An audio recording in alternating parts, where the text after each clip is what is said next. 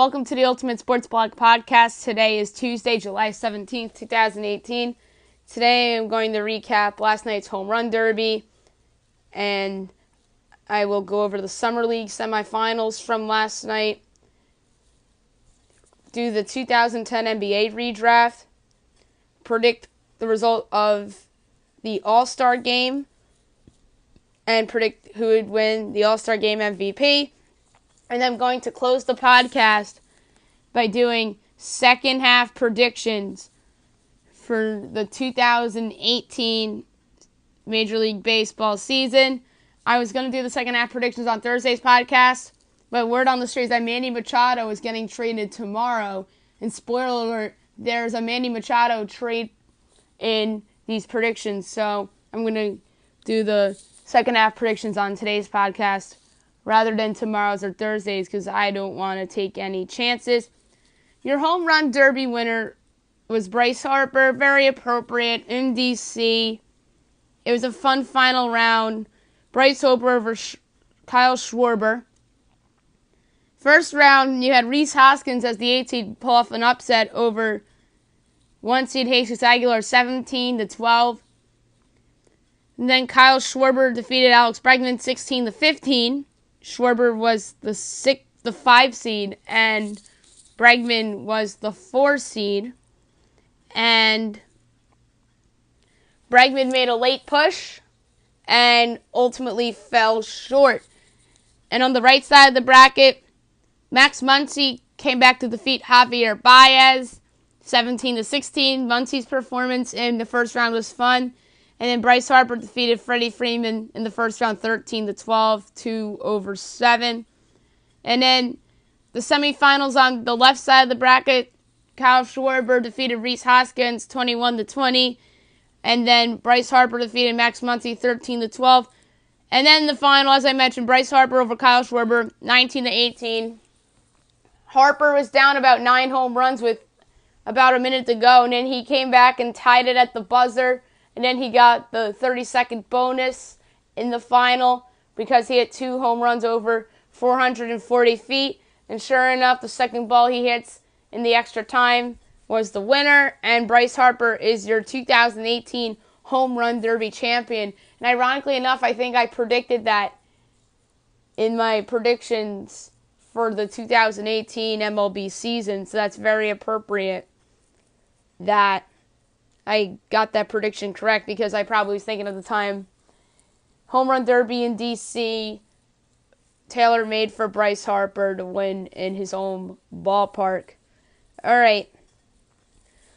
Going to discuss the Summer League right now. The semifinals were last night. One outstanding game that went to double overtime, featuring the Lakers and the Cavaliers. The Lakers defeated the Cavaliers 112-109, double overtime. Colin Sexton had a chance to win it for Cleveland at the free throw line in the first overtime, but he missed the first free throw, ultimately making the second one to force the double overtime. He had 27 points in defeat. Josh Hart was the best player on the court. He'll probably win the Summer League MVP. He had 37 points, 9 rebounds in the win for the Lakers as they advanced to take on the Portland Trailblazers in the Summer League Final. And the Blazers defeated the Grizzlies 97-92. Archie Goodwin, 22 in the win for Portland, and Brandon Goodwin, 27 in defeat for Memphis. Memphis had a good Summer League. Javon Carter and Jaren Jackson Jr. showed a lot. Jaren Jackson Jr. actually didn't play in last night's game due to injury. He probably would have played in the championship game had they gotten by Portland. So tonight at 10 o'clock you have Trailblazers Lakers on ESPN. I'm going to make a pick for it. Why not? Give me the Lakers. They, I think, have the better Summer League roster despite not having Moritz Wagner. Josh Hart will lead them, as well as Svi Miljachuk. So give me the Lakers there. Now I'm going to do my 2010 NBA redraft. This is an interesting one. There's a lot of controversial ones and some of the diamonds in the rough that were found in this draft. Number 1, Washington Wizards, John Wall. No do-over here as they take their franchise point guard. 2, 76ers, Paul George. That would have been a really, really interesting thing if George was drafted number 2 overall by the Sixers, but he obviously wasn't projected to go that high. He outperformed expectations and became the player who he is now, and imagine him being drafted in Philly, then maybe Ben Simmons and Joel Embiid are not Sixers. Number 3, the Brooklyn Nets, DeMarcus Cousins. That would have been interesting. The Nets would have found themselves a franchise big man. Number 4, the Minnesota Timberwolves, Gordon Hayward. That would have been interesting. Would have been playing with Kevin Love. Number 5, Sacramento Kings, Eric Bledsoe. Number 6, Golden State Warriors, Hassan Whiteside would have found their center, although who knows how his career would have played out there.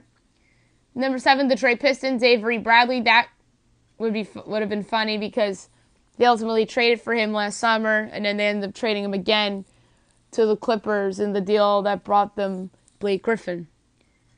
Number 8, the Los Angeles Clippers, Derek Favors. Would have been a part of that team with Blake Griffin and Aaron Gordon. Griffin probably would have started at power forward, and Derek Favors would have come off the bench, and they had DeAndre Jordan at the time too, so they would have had a front court logjam. Number 9, the Utah Jazz, Al-Farouq Aminu, solid role player in the league. Would have been on the same team as Darren Williams. Number 10, Indiana Pacers, Lance Stevenson. Funny how things work out. He would have been their consolation prize for losing out on Paul George, and Lance had a nice career in Indiana. Now he's on the Lakers as a role player on LeBron James' new team. Number 11, the Oklahoma City Thunder, Nemanja Bjelica. He would have been a solid role player on Oklahoma City off the bench. Today it was reported that he backed out of his deal with the 76ers to go play in Europe. That is a big blow for the Sixers. He would have been a key part off the bench for them. Number 12, the Memphis Grizzlies, Patrick Patterson. Someone that was a great role player with the Raptors and didn't really pan out in Oklahoma City. 13, the Toronto Raptors, Greg Monroe. Was a very good player with Detroit and has been in decline since he left Detroit. 14, the Houston Rockets, Trevor Booker. Solid role player. 15, the Chicago Bulls, Boban Marjanovic. Would have been a good backup big man because Joakim Noah was still on the team at the time. 16, the Portland Trailblazers, Ed Davis. That's funny. He's a part of their team right now. Or was, and then he signed with the Nets this summer. 17, the Washington Wizards, Jeremy Lin. He would have been their third guard off the bench. 18, the Los Angeles Clippers, Evan Turner. Would have been a nice role player for them in the Chris Paul, Blake Griffin era. 19, the Boston Celtics, Wesley Johnson. Would have been on those teams nearing the end of the Kevin Garnett, Paul Pierce era. Probably would have come in off the bench. 20, the San Antonio Spurs, Lance Thomas. He's a solid role player on the Knicks. Probably would have come off the bench for the Spurs in that run they had a few years ago with Tony Parker and Tim Duncan at the end of their primes. Pre-Kawhi Leonard. Or I should say pre-Kawhi Leonard's ascendance. 21, New Orleans Pelicans, Luke Babbitt. A nice role player in the league. 22, Portland Trailblazers, Cole Aldrich. Probably would have came off the bench for them, because I believe at the time they had Greg Oden and LaMarcus Aldridge. 23, the Washington Wizards, Ekpe Udoh. 24, the Brooklyn Nets, Larry Sanders. It's sad the downfall of Sanders' career. Was a solid big man for the Milwaukee Bucks and then never really came back to what he was because I believe he got hurt. 25, the Dallas Mavericks. Jarvis Vasquez was a solid role player on the Raptors. And the Raptors smartly took advantage of his trade value, and Milwaukee gave up a good pick to get Jarvis Vasquez, which turned out to be a bad trade for the Bucks. 26, the New Orleans Pelicans. Quincy Pondexter would have been a solid role player for them off the bench. I mean, they would have been like Chris Paul's last year in New Orleans, and then in the Anthony Davis era, he probably would have stuck around for that a little bit. 27, the Atlanta Hawks. Jordan Crawford. He was a solid role player on the Celtics those last few Garnett Pierce years. He would have been a bench guy for the Hawks in the beginning of the Al Horford era. I believe Joe Johnson was still in the Hawks back then, as well as Josh Smith. 28, the Memphis Grizzlies. Xavier Henry, failed lottery pick. He was a bust, and I remember the Lakers picked him up that one year that they signed a bunch of one-year guys and overachieved for a little bit and fell off. It was like Henry and Nick Young and people like that.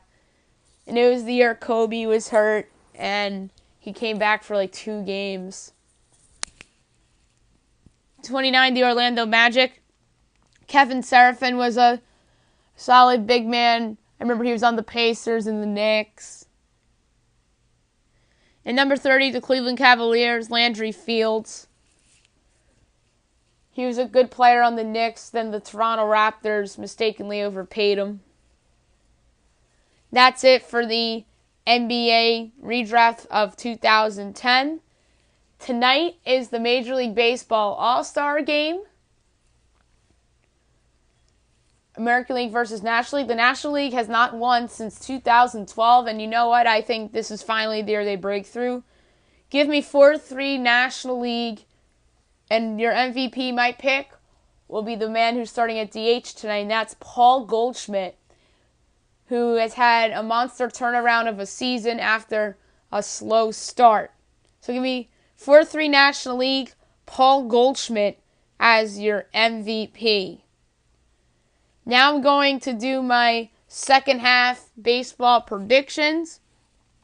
This is going to come in 4 parts. I'm going to squeeze it all in on today's podcast. Part 1, bold predictions for every team. I'm going to go in alphabetical order by city. Arizona Diamondbacks.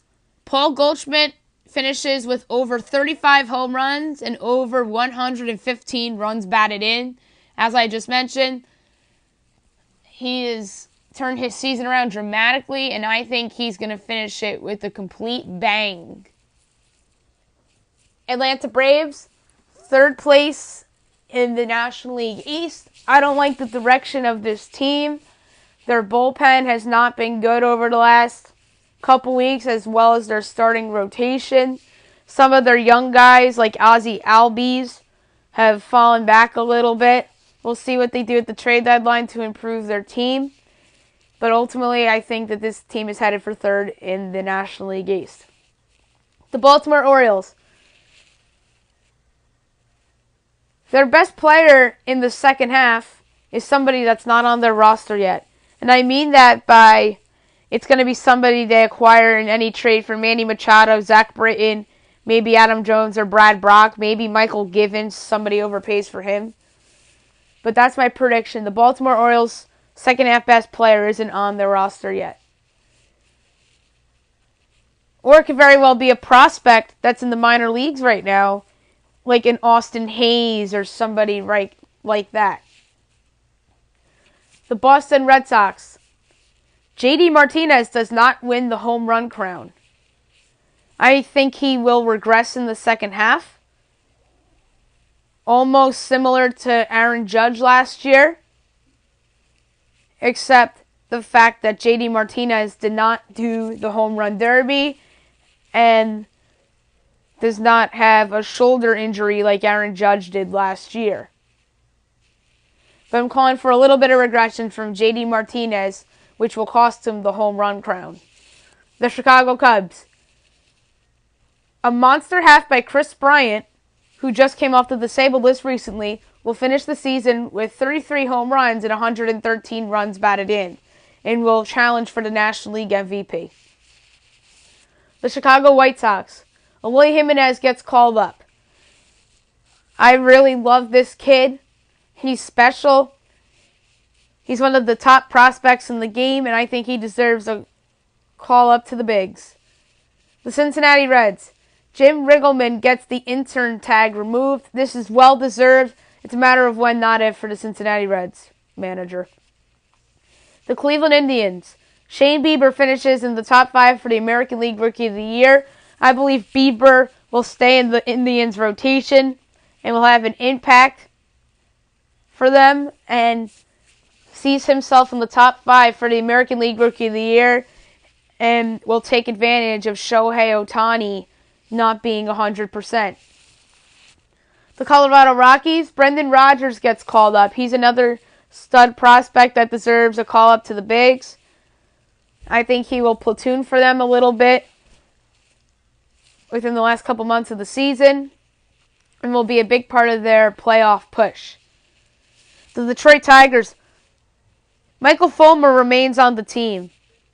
He's somebody that most people expect to be traded at the trade deadline this year, but I think Detroit holds on to him. He's not having a good season, and he's somebody that I'd keep if I'm Detroit right now, so you can up his value. The Houston Astros. Dallas Keuchel finishes the season with an ERA lower than 3.5. Keuchel had a good start his last time out, and I believe he is setting himself up for a big second half. The Kansas City Royals. This one's going to be a surprise to some folks. The team will fire Ned Yost before the season is over, if not after. The Royals have been hideous this season, and I think that Ned Yost will get the hook, and they'll hire somebody new to take over. The Los Angeles Angels. Shohei Ohtani eventually returns to pitching and does not pitch great or bad. He will just be okay. The Los Angeles Dodgers. Clayton Kershaw finishes the season with an ERA under 2.5. Clayton Kershaw's come back and has pitched okay. He's looked better and better each time out. And I think he will finish the year with an ERA under 2.5. The Miami Marlins. Lewis Brinson finishes with over 30 home runs. Brinson, I believe, has 13 right now. I can see him hitting 30. Let's say he finishes the second half of July with 5, which will bring him to 18. And all he has to do is hit 6 in August and 6 in September, and there's your 30. And maybe he hits one more in September that can get him to 31. The Milwaukee Brewers. Christian Yelich ends up leading the team in home runs.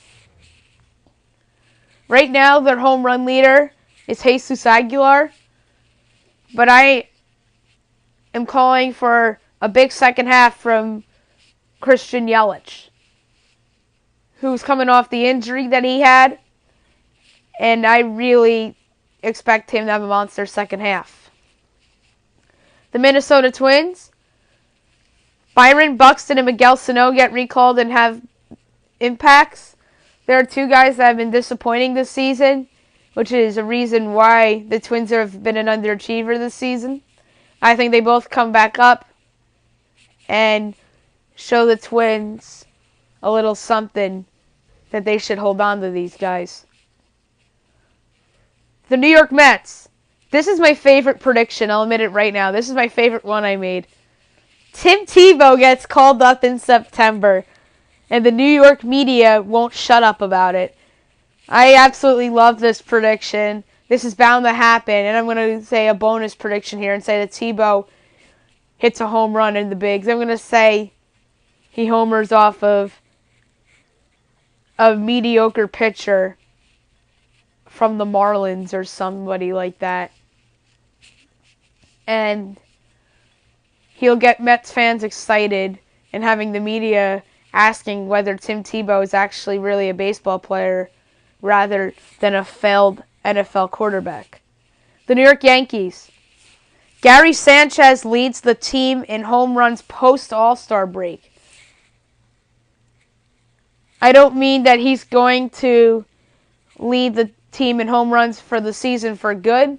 I'm just predicting that he will lead the team in home runs between July 20th and the end of the regular season in that time frame. I expect Sanchez to come back on Friday and be an absolute monster and help the Yankees catch up to the Red Sox in the American League East. The Oakland Athletics will be buyers at the trade deadline. They're double digits over 500 and should be buyers at the deadline. I think Billy Beane will realize that his team is for real and make a run at it. The Philadelphia Phillies. Rhys Hoskins finishes with over 35 home runs. I hope I'm right about this one because sometimes after a home run derby, guys, the swings get messed up. Just look at Aaron Judge last year. But I really think that Rhys Hoskins is a very talented player and will finish the season with over 35 home runs. Pittsburgh Pirates. Jameson Taillon finishes the season with an ERA under 3.5. He was off to a fantastic start this season and has faltered of late as well as the team. But the team's actually playing a lot better lately. They're only one game under 500. Maybe they'll be a surprise buyer, but I doubt it. But I think Taillon will have a big second half to the point where his ERA is under 3.5 for the season. The St. Louis Cardinals. The team hangs in contention under interim manager Mike Shildt, but he won't get the intern tag removed because I don't think the team will make the playoffs. The San Diego Padres. Fernando Tatis Jr. and Luis Urias both called up. Tatis Jr.'s ETA is 2019 and Urias' ETA is this year, but something tells me that the Padres call both of these young studs up. The San Francisco Giants. Nobody on their roster will approach 30 home runs. This is not a home run hitting team. This is more of a small ball team. So that's why I don't see anybody on San Francisco hitting 30 plus homers. Maybe Brandon Belt gets to 25 plus, but I don't see him getting to the 30 mark. The Seattle Mariners. Nelson Cruz hits over 45 home runs. Nelson Cruz is having a monster season and is a big reason why the Mariners are in contention. And I believe he'll hit over 45 homers in a contract year. The Tampa Bay Rays. Blake Snell finishes top 3 in American League ERA. Snell is having a career year. He did ultimately make the All-Star team as a replacement. He should have been on the All-Star roster as a regular, not necessarily a replacement. But he will finish in the top 3 in American League ERA. The Texas Rangers. Willie Calhoun called up and will have an impact. Willie Calhoun was my pick for the American League Rookie of the Year. That was a flop by me. But I do think that he will get called up and have an impact. The Toronto Blue Jays. Josh Donaldson stays put. Donaldson's having a terrible season and riddled by injuries. I think he stays put at the trade deadline as Toronto will lose him for nothing and will only get a draft pick out of it. The Washington Nationals. Bryce Harper hits over 45 home runs with a batting average under 235. That won't look good for him in a contract year from a batting average standpoint, but from a power standpoint, it will look fine. And I believe he'll still get paid over $200 million because that's what Bryce wants. Part 2. Trades. I'll go in alphabetical order team by team and predict the trade each team will make. Some teams' trade partners are with the same team. There are multiple trades featuring multiple teams is what I mean by that. So let's get going. The Arizona Diamondbacks. Prospects Taylor Clark, Matt Tabor, and Eduardo Diaz to the Miami Marlins for Kyle Barklaw. The Diamondbacks need help in their bullpen. Barklaw's having a career year as Miami will cash in on its prized closer trade asset. The Atlanta Braves.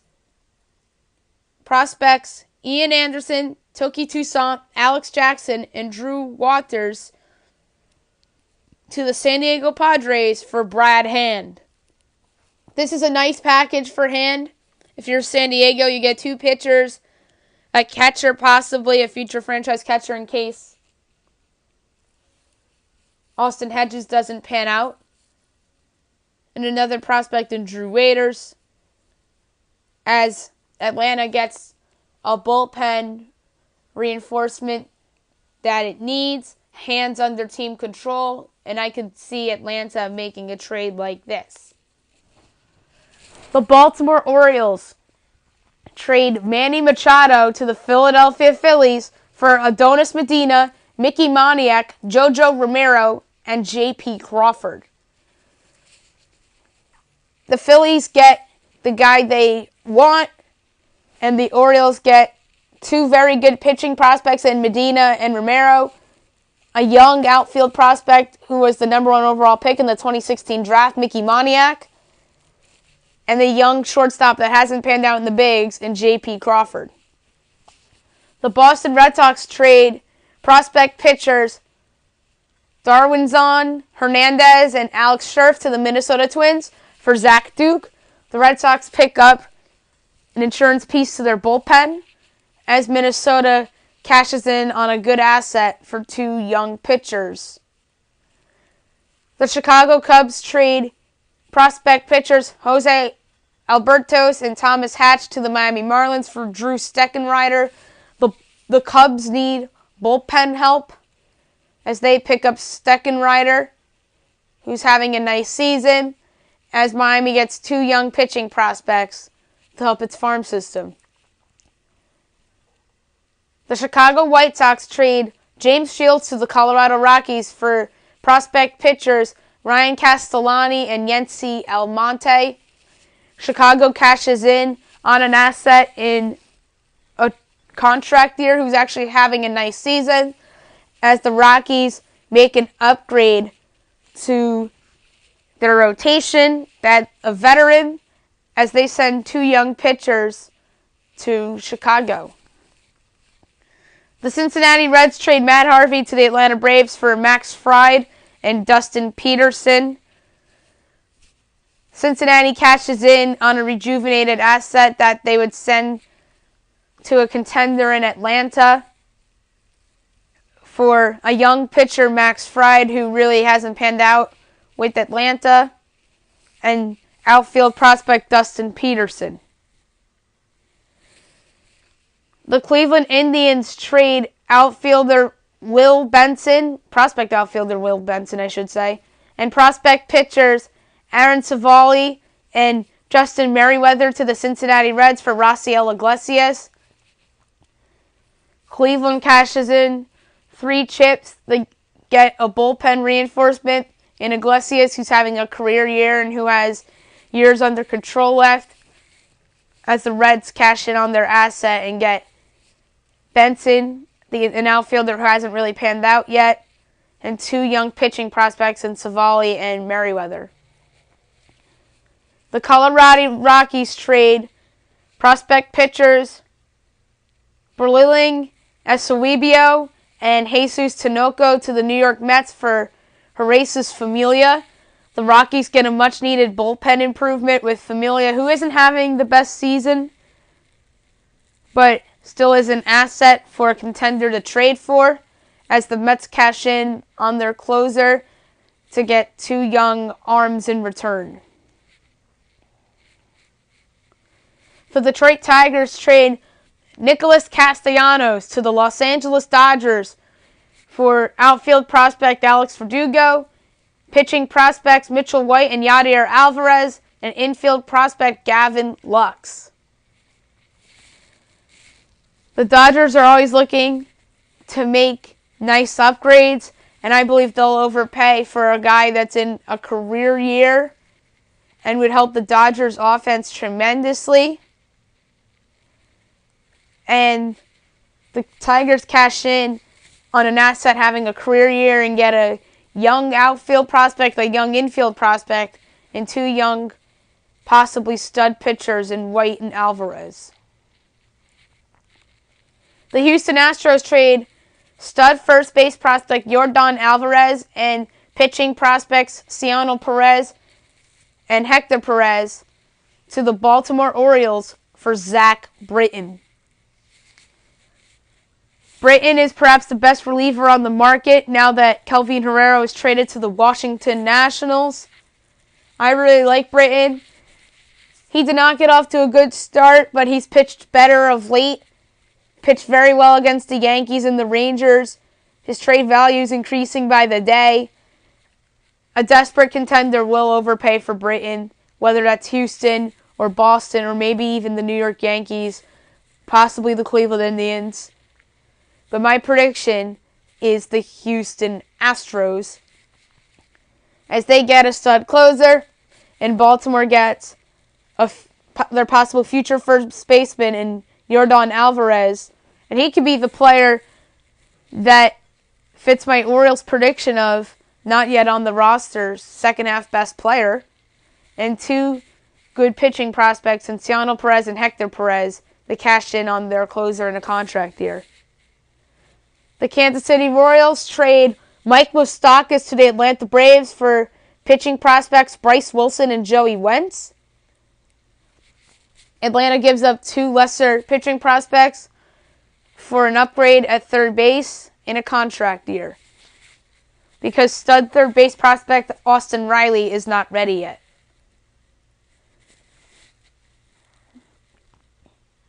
As the Royals take a chance on two young arms. The Los Angeles Angels trade Ian Kinsler to the Arizona Diamondbacks for pitching prospects Johan Duran and Cody Reed.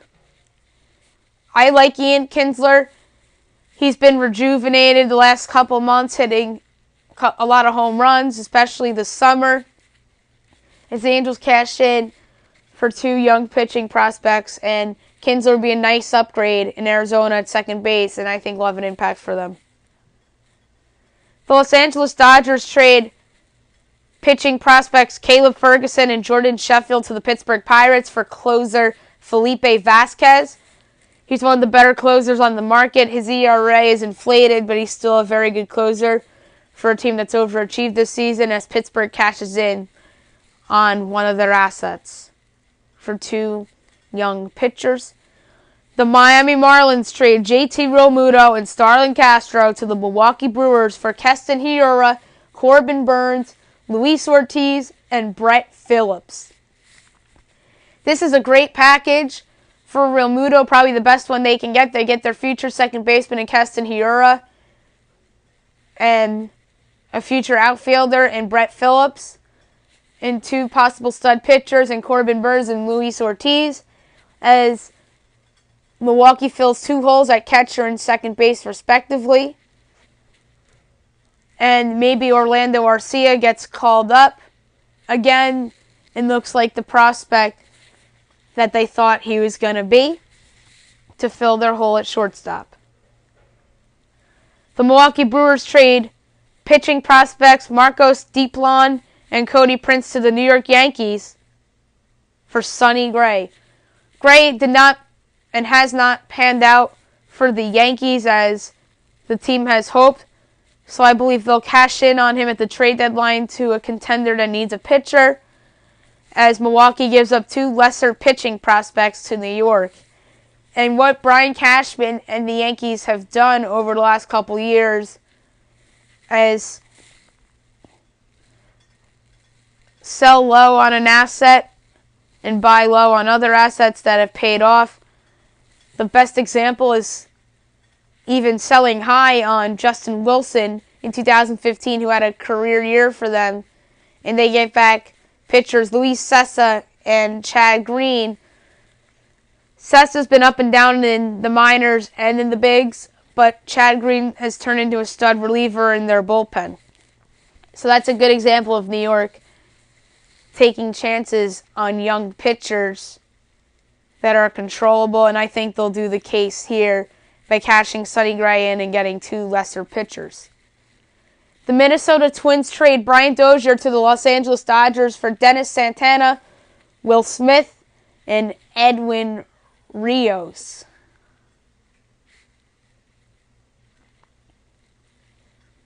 This would be a nice package for the Twins for a guy in a contract year. They get a possible rotation piece for the future in Santana, a possible franchise catcher in Will Smith, because the Dodgers have two stud catchers in their system, so they have to give one up and give up the lesser one, that is Smith, and Edwin Rios, who could be a good player for the Twins someday down the road. He's an infielder. As Dozier will present an upgrade at second base for the Dodgers, as they would move Max Muncy to first base and Cody Bellinger to the outfield. So this team absolutely would have options, and a ton of them. Maybe they put Max Muncy at shortstop even and keep Bellinger at first base. Yeah, that's what they would do, because I have Nicholas Castellanos getting traded to the Dodgers. So my argument is try Max Muncy out at shortstop. You have Dozier at second. You keep Bellinger at first, and your outfield can be Puig, Matt Kemp, and Castellanos. And have Chris Taylor and Kiki Hernandez be super utility guys for you. The New York Mets traded Asdrubal Cabrera to the Boston Red Sox for pitching prospects Brian Mata and Mike Schwarin. Cabrera would be a nice second base upgrade for the Red Sox. Dustin Pedroia really just hasn't been good the last couple seasons. He's been hurt on and off. And Cabrera's steady. He's versatile. He can play third base if need be. And he's somebody that would be a nice piece in that lineup as the Mets take a chance on young pitchers Brian Mata and Mike Schwarin and take advantage of Cabrera's trade value. And Cabrera's in a contract year as well. The New York Yankees trade Tyler Wade, Chance Adams, and Domingo Germán to the Los Angeles Angels for Tyler Skaggs. There was a report the other day that the Angels were open to trading Skaggs and Andrew Heaney as long as they got back major league talent in return. And the three guys that I have in the proposed package going to LA have all either been in the majors or are darn close. And in Adams' case, is darn close, although he's not had a good year in AAA. Tyler Wade's bounced around between AAA and the bigs, and Domingo Germán's been in the Yankee rotation for a couple months now, as the Yankees would get a much-needed upgrade in their rotation with the lefty with the 2.57 ERA and is under team control for 3 more years.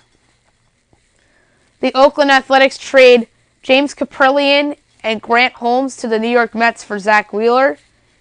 Oakland takes advantage of its opportunity and gives up 2 pitching prospects to the Mets for Zach Wheeler.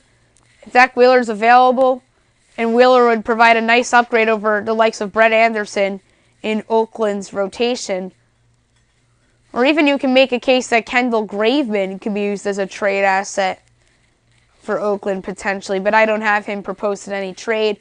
But this would be a nice trade for Oakland as they get a rotation upgrade. Wheeler can just slide in there as the 5th starter, as the Mets take a chance on a guy that's coming off of Tommy John surgery and another guy that's coming off an injury as well.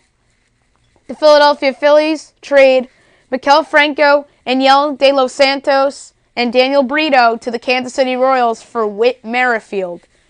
The Phillies are a team that's involved in a bunch of these trade predictions, as Philadelphia gets themselves another infielder that's versatile in Merrifield, as Kansas City gets themselves a third baseman under team control in Franco, and a pitcher in De Los Santos who has shown some promise in the bigs, and in Daniel Brito they take a chance on as well. The Pittsburgh Pirates trade Corey Dickerson to the San Francisco Giants for Sean Anderson and Steven Duggar. Pittsburgh cashes in on a guy in a contract year, as San Francisco gets themselves a much-needed upgrade in their outfield, as Pittsburgh takes a chance on a young pitcher in Anderson and a young outfielder in Duggar. The St. Louis Cardinals trade outfield prospect Oscar Mercado and pitching prospects Junior Fernandez and Connor Green to the Texas Rangers for Adrian Beltre, as Beltre moves on to a team that's looking to contend in the second half of the season. There's talks about the Cardinals being a seller, but I think they'll be a buyer because I believe they'll play better under their interim manager. As Beltre steps in at third base, they move Matt Carpenter to second, keep Jose Martinez at first, and Paul DeJong is back at short, and Jed Jerko can be your super utility guy, as Texas takes a chance on two young pitching prospects and an outfield prospect. The San Diego Padres trade Kirby Yates to the St. Louis Cardinals for pitching prospects Ryan Hesley and Austin Gomber. The Padres cash in on somebody having a career year to a team with a bullpen need, as San Diego takes a chance on two young pitching prospects. The San Francisco Giants trade young pitchers Tyler Beede and Garrett Williams to the Minnesota Twins for Lance Lynn. The Giants get a rotation upgrade that they need, and Minnesota takes a chance on two young arms in Williams and Beede. The Seattle Mariners trade third base prospect Joe Rizzo and pitching prospects Max Pavs and Matthew Festa to the Detroit Tigers for Joe Jimenez. Jimenez is having a career year on the Tigers, as Seattle cashes in on a third base prospect blocked by Kyle Seager and two young pitching prospects that they would have to give up, and Detroit takes a chance on for Jimenez. The Tampa Bay Rays trade Sergio Romo to the San Francisco Giants for Heath Quinn and Tyler Herb. This is my favorite trade on here, as Romo reunites with his former team, as Tampa Bay takes a chance on an arm in Herb and an outfielder in Quinn.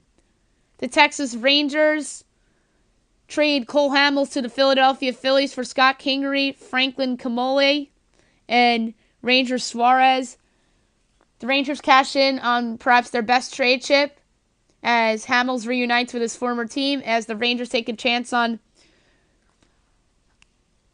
a possible replacement for Adrian Beltre down the road. In Kingery, you keep Joey Gallo at first base, an arm in Franklin Camole, and another prospect in Ranger Suarez. The Toronto Blue Jays trade Jay Happ to the Seattle Mariners for pitching prospects Art Warren and Wyatt Mills, and outfield prospect Eric Filia. Nice package for a guy in a career year that's in his mid-30s. As Seattle makes its much-needed upgrade to the rotation, I think Seattle is the best fit for Jay Happ, because that is a big ballpark that doesn't yield many home runs. The Washington Nationals trade Carter Kieboom and pitching prospects Eric Feed and Jeffrey Rodriguez to the Los Angeles Angels for Andrew Heaney. The Nationals need an upgrade in their rotation as well, as they trade away their number 2 prospect in Keyboom, who the Angels would gladly take for Andrew Heaney, and 2 young pitchers that haven't really panned out yet in Feed and Rodriguez for the Angels to take a chance on. Other random trades, 5 bonus trades I have. The Baltimore Orioles trade Adam Jones to the Cleveland Indians for third base prospect Nolan Jones, outfield prospect George Valera, and pitching prospect Sam Hentage. Cleveland gets an infield upgrade, and Baltimore takes a chance on 3 prospects. Jones could be their future third baseman, perhaps.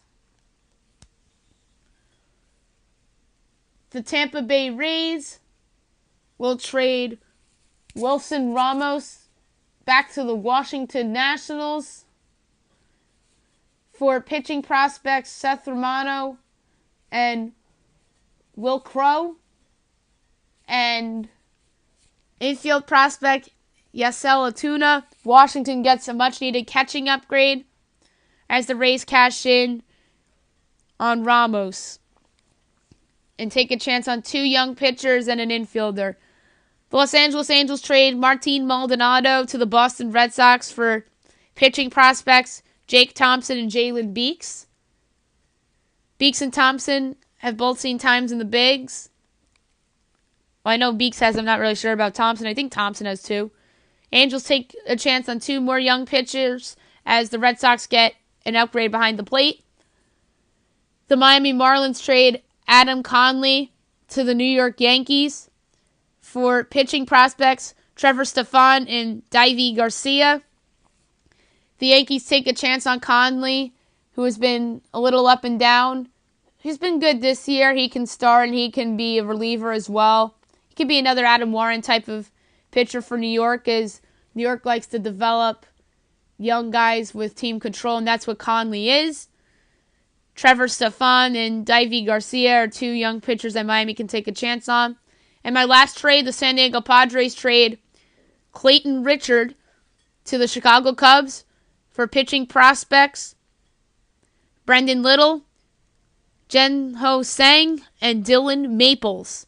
As the Padres cash in on Richard, Richard will provide a nice upgrade over Tyler Chatwood in the Cubs rotation, as the Padres take a chance on 3 young pitchers.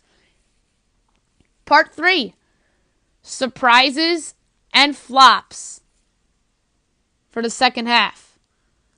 Arizona Diamondbacks, surprise player Jake Lamb, flop John Ryan Murphy. Atlanta Braves, surprise Luis Gohara, flop Anibal Sanchez. Baltimore Orioles, surprise Chance Sisco, flop Dylan Bundy. Boston Red Sox, surprise Rafael Devers, flop Eduardo Rodriguez. Rodriguez has had a career year so far. I think he sort of flops in the second half when the pressure gets higher and the Yankees inch closer to them in the standings. Chicago Cubs, surprise Mike Montgomery, flop Jason Hayward. Hayward has had a resurgence in the first half. I think he falters. Montgomery's been up and down with the Cubs. He was a nice pitcher for them. And then for Devers' case for Boston, a lot of guys, especially Red Sox fans, think that he should be demoted or traded. But I think he's going to be a solid player someday. From the Orioles standpoint, Sisco has been bad. I think he'll be better in the second half. And Bundy got off to a good start and has shown signs of a second half flop. Luis Gohara hasn't shown much in the bigs yet. I think he will have an impact. Anibal Sanchez has been tremendous. I think he flops. Jake Lamb will have a monster second half for Arizona and keep them in the mix for the playoffs. And John Ryan Murphy, who had a great first half, will flop in the second half.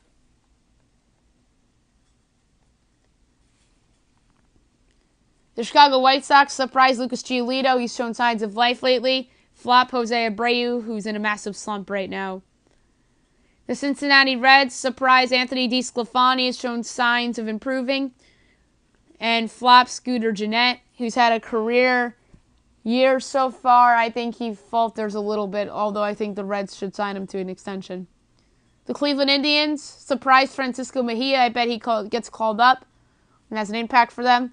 Flop Jose Ramirez. I think he could be the Aaron Judge of this year that kind of declines in the second half of the year. It's either going to be him or JD Martinez of the Red Sox. Colorado Rockies surprised David Dahl. He's on his way back from a foot injury. Flop. Herman Marquez, somebody who's had a good first half. I think Coors Field and good hitters in Coors Field won't be good for Marquez. Surprise for the Tigers, James McCann, who's shown some signs lately, and flop, Matt Boyd, who's been good so far in the first half. Astros surprise, Kyle Tucker, he'll see some playing time, and their flop, Garrett Cole. I just don't think Cole will be as good in the second half as he's been in the first half. That's all. Kansas City Royals surprise, Adalberto Mondesi, the son of Raul Mondesi. And the flop, Brad Keller, somebody who's had a good first half. Los Angeles Angels, Cole Calhoun, as your surprise, he's shown signs of life lately. And flop, Shohei Ohtani, I just don't think he'll be the same. Los Angeles Dodgers surprise, once he comes back from injury, I think Julio Urias will have an impact for them, whether it's in the rotation or in the pen. And flop, Max Muncy, I think the home run derby jinx will be in play for Muncy. The Miami Marlins, surprise Trevor Richards, has shown some signs of life lately. And flop Brian Anderson, who's had a career year to this date so far as a rookie. The Milwaukee Brewers, surprise Brent Sutter, has shown signs of life of late. And flop Jesus Aguilar, who will have the home run derby jinx. The Minnesota Twins, surprise Fernando Romero, who got called up and has shown some signs in the rotation. And flop Eddie Rosario, who's had a career year so far. New York Mets surprise Ahmad Rosario, has shown signs of life of late. Flop Brandon Nimmo, who got off to a good start this season and hasn't really played well in a couple weeks now. The New York Yankees surprise Justice Sheffield. I believe he'll get called up and get a spot in the rotation. And will have an impact like Luis Severino did in 2015 once after he was called up for good. And flop, pains me to say this because he's had such a resurgence these last couple months, and that's Dellin Betances. He always wears down at the end of seasons, and I think this will be the case, unfortunately. The Oakland Athletics surprised Frankie Montas. He's pitched very well of late and will be talked about as long as one of the best young pitching prospects in the game. And flop Jed Lowry, who's had a career year so far. Philadelphia Phillies, surprise player, Sir Anthony Dominguez, who has shown signs of becoming a dominant reliever. And I believe he will become that and be that in the second half of the year as their closer. And flop Zach Eflin, who is having a career year so far. I just think he falters a little bit. Pittsburgh Pirates, surprise Tyler Glasnow. Somebody who's pitched well for them out of the pen. And flop Francisco Cervelli, who's had a nice year so far. But it just is a gut call right here, going with the ex-Yankee. The St. Louis Cardinals surprise Luke Weaver, who's their number 5 starter right now. Hasn't really pitched well, but I think he turns it on in the second half a little bit. Flop, I think this is easy. Miles Mikolas, someone who's having a career year and is an all-star, a deserving all-star, but I think he takes a step back in the second half. The San Diego Padres surprise Hunter Renfroe, who has shown some signs of life lately. Flop Joey Lucchesi, someone who was off to a good start and has shown signs of regression lately. San Francisco Giants surprise Jeff Samardzija. Actually hasn't pitched that bad lately. And flop Johnny Cueto, who has come off the DL and has not pitched well. Seattle Mariners, Mike Zunino is your surprise. he will look like one of the better catchers in baseball. And he's usually a second-half player. Flop, Mitch Haniger. Somebody who's off to a great start this season as a deserving all-star, but I think he takes a step back in the second half of the season. The Tampa Bay Rays surprise Wilmer Font, somebody who has pitched well against the contenders as their opener and will continue to pitch well against contenders. Pitched great against the Yankees and the Astros, and I won't be surprised if he shuts the Red Sox down. Flop, CJ Cron, who's had a great first half of the season. They could use him as a trade asset, but I think they'll keep him for now. The Texas Rangers surprised Ronald Guzman, who has shown some promise so far, and Flop, Shin-Soo Choo,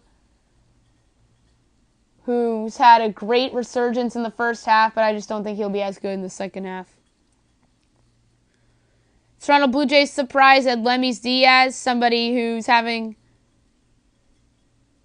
a nice year for them, but I think he'll look like the guy that we saw in April rather than the guy that we saw the last couple months. And Flop, Teoscar Hernandez, who's having a career year for the Blue Jays. I think he takes a step back in the second half. And last but not least, the Washington Nationals surprise Ryan Zimmerman. I think he'll come back and look like the player that he was last year, or at least show signs of it. And your flop, Mark Reynolds, because I think his playing time will decrease once Zimmerman comes back. Last part of this predictions segment is the awards and playoff predictions. My predictions for the MVPs, American League, Mookie Betts. National League, Paul Goldschmidt. Cy Young's, American League, Justin Verlander. National League, Max Scherzer. Rookies of the Year, American League, Gleyber Torres. National League, Juan Soto. Managers of the Year, American League, Scott Servais of the Mariners. National League, Craig Counsell of the Milwaukee Brewers. The Mariano Rivera Award, the American League Reliever of the Year, Aroldis Chapman. The Trevor Hoffman Award, the National League Reliever of the Year, Josh Hader of the Milwaukee Brewers. The Comeback Players of the Year, American League, even though I just predicted a second half flop for him, Shin-Soo Choo of the Texas Rangers. And then the National League, I think this is a runaway, Matt Kemp of the Los Angeles Dodgers. Divisions and playoff teams. Your American League East winner, the New York Yankees. I think they will make an upgrade at the trading deadline in their rotation and perhaps even their bullpen as well. I think they're out of the Manny Machado sweepstakes. But I believe that they'll ultimately overtake the Red Sox in the division thanks to the returns of Gary Sanchez and Gleyber Torres off the disabled list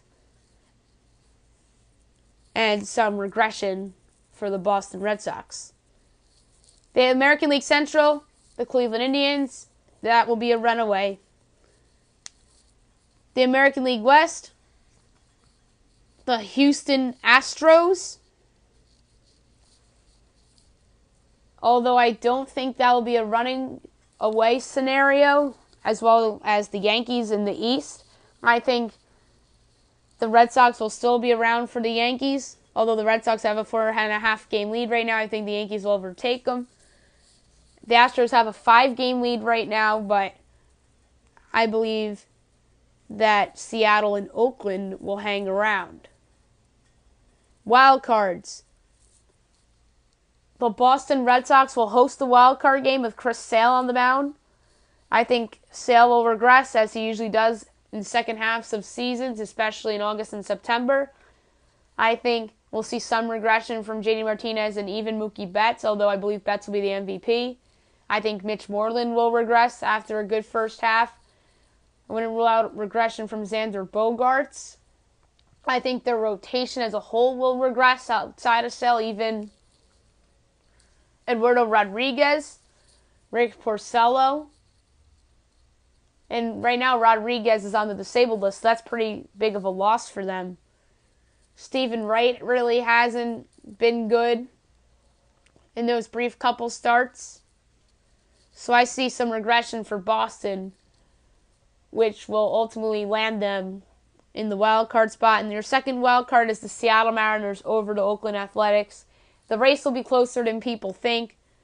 I think that will be separated by one game, and that last spot could very well be undecided on the last day of the season, in which a tie-breaking game could be in play. The National League East, this might come to you as a surprise, but I'm going to say the Philadelphia Phillies, who actually lead the National League East right now. I believe that they will make some trades to improve their roster. They have a lot of good young players. Rhys Hoskins is a stud. Aaron Nola is a stud. And I believe that this team will ultimately win the division. And I already talked about their stud closer, Sir Anthony Dominguez. The National League Central, the Chicago Cubs in a close race over the Milwaukee Brewers. I believe Chris Bryant will come back and be a monster in the second half of the season. I believe he'll be the National League MVP runner-up behind Paul Goldschmidt. The National League West, the Los Angeles Dodgers in a close one over the Diamondbacks. I believe Clayton Kershaw will have a monster second half. Although I expect regression from Max Muncy, I believe Cody Bellinger will pick up some slack, as well as Yasiel Puig, Chris Taylor. Maybe a trade acquisition. I predicted Brian Dozier. That would be a nice addition. I believe Justin Turner's poised for a big second half as well. Yasmani Grandal is a good catcher. So I believe the Dodgers will ultimately hang on to win this division. National League wildcards, the Milwaukee Brewers and the Arizona Diamondbacks. Milwaukee makes trades to upgrade their roster, but ultimately the Cubs hang on to win the division. And the Arizona Diamondbacks, who will make some changes to their roster at the deadline. And Paul Goldschmidt will lead the way for the second wild card. I think the Braves missed by a game. I think the St. Louis Cardinals will make it interesting in there as well. And also I'll think that the Nationals will be up there as well. And I actually did say that I thought the Braves would be in third place, so I believe the Nationals make a big run at it. They'll fall a game short. The Cardinals will be, I'm going to say, 3 back, as well as the Braves. ALCS. A rematch of last year. Except the Yankees over the Astros. Courtesy to their experience from a year ago. 2 things that they didn't have last year that were Giancarlo Stanton and Gleyber Torres. Better rotation, maybe even a better bullpen, depending on how Dellin Betances is pitching at this time of year, or this upcoming October. If he's the guy that he's been the last couple months, then I believe the Yankees bullpen is in outstanding shape.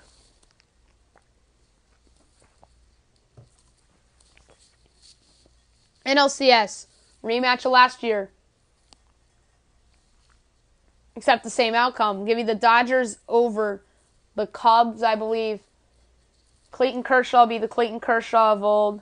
Walker Buehler will have an impact. I really think Julio Urias will have an impact in some way. Maybe they go out and get a pitcher at the deadline too, although I did not predict it on the podcast. I have them getting an infield upgrade, an outfield upgrade, and a bullpen upgrade. I didn't have them getting a rotation upgrade. But I do think Urias will be a big part of it. Maybe a rejuvenated Rich Hill. Alex Woods pitched well this season. Kenta Maeda moves to the bullpen. And I believe the Cubs fall short. Yu Darvish just isn't the same pitcher as he was. But if Yu Darvish is Yu Darvish from the Rangers, then maybe the Cubs are in a better position. In the World Series, I have the Yankees over the Dodgers, the Yankee bullpen, that offense. And although I think the Dodgers may have the better starting rotation, Luis Severino could end up being the best starter in this series, and that'd be a huge difference. So give me the Yankees over the Dodgers in the World Series. One last thing before I go, breaking NBA news, that the Portland Trail Blazers have engaged in trade talks with the Spurs for Kawhi Leonard, but the offer doesn't seem to be serious. Although, that's interesting. That would put the Blazers certainly in the conversation for one of the top teams in the Western Conference. We'll get more into some NBA tomorrow and other things on the podcast. Maybe by this time tomorrow, Manny Machado's traded. We'll see. We'll analyze the All-Star game. I'll make my predictions for the ESPYs tomorrow night and a lot more. I hope you guys have a great day, everybody.